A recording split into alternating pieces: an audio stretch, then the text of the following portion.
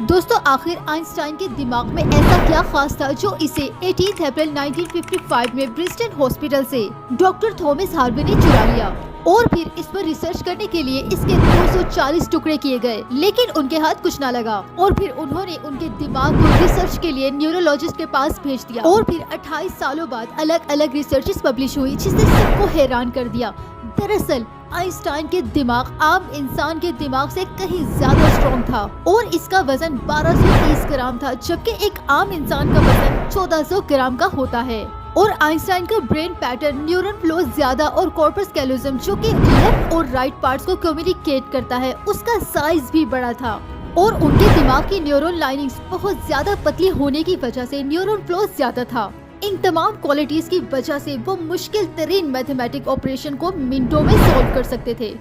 Interesting videos के लिए channel को सब्सक्राइब करके घंटी के बटन को दबाएं।